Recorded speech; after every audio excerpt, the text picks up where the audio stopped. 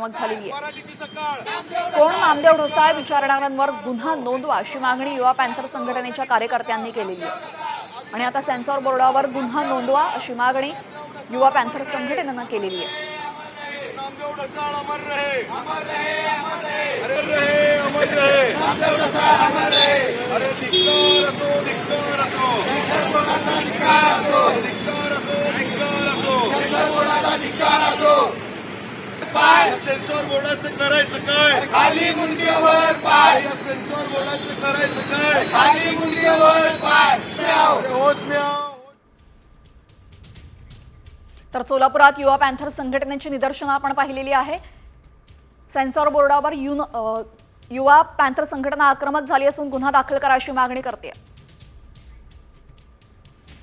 असं आहे की चल हल्ला बोल हा चित्रपट दलित पॅन्थर आणि युवा क्रांती दल याच्या पार्श्वभूमीवर बनलेला चळवळीचा सिनेमा आहे आणि त्या चळवळीच्या सिनेमामध्ये काम करणाऱ्या कार्यकर्त्याच्या कविता जे चळवळीमध्ये ज्या कवीला जागतिक स्तराचं मान सन्मान भेटलेला आहे, जागतिक असा साहित्य कला अकादमीचा जीवन गौरव हा पुरस्कार भेटलेला आहे, पद्मश्री हा पुरस्कार भेटलेला आहे, त्या नामदेव ढसाळाला कोण नामदेव ढसाळ म्हणून इथल्या सेन्सॉर बोर्डच्या कमिटीने सवाल विचारला आहे आणि त्यांना नोटीस दिलेली आहे। याचा या ठिकाणी मी तीव्र शब्दात निषेध व्यक्त करतोय। मुळात मराठी भाषेला विद्रोहाचा आयाम देऊन साता समुद्रा पलीकडे नेणारा नामदेव ढसाळ जर इथल्या सेन्सॉर बोर्डाच्या कमिटीला माहीत नसेल तर त्या ठिकाणी त्यांना बसण्याचा अधिकार नाही असं इथल्या प्रत्येक महाराष्ट्रातल्या तरुणाचं मत आहे।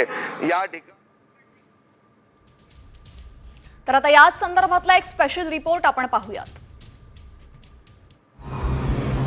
गोरगरिबांवर होणाऱ्या अत्याचाराविरोधात दलित पॅन्थर सारख्या चळवळीतून विद्रोहाची तलवार उपसणारे पद्मश्री विद्रोही कवी नामदेव ढसाळांच्या जीवनावर आधारित चल हल्ला बोल या चित्रपटाला सेन्सॉर बोर्डानं परवानगी नाकारली आहे। धक्कादायक बाब म्हणजे सेन्सॉर बोर्डानं या चित्रपटातील सर्व कविता काढून मगच प्रदर्शित कराव्यात अशी अट निर्मात्यांसमोर ठेवली आहे। इतकंच नव्हे तर त्यांनी थेट कोण नामदेव ढसाळ आम्ही ओळखत नाही असा सवाल नोटीसमध्ये विचारल्यानं नव्या वादाला तोंड फुटलंय।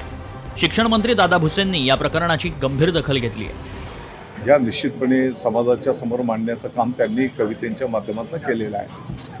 मला वाटतं की हा जो काही विषय आहे त्याचं मी माहिती घेईल आणि मग त्यावर नामदेव ढसाळ यांनी केलेल्या अतुलनीय कामासाठी त्यांना 1999 साली पद्मश्री पुरस्कारानंही गौरवण्यात आलं होतं आणि 2004 साली त्यांना साहित्य अकादमीकडून जीवन गौरव पुरस्कारही मिळाला।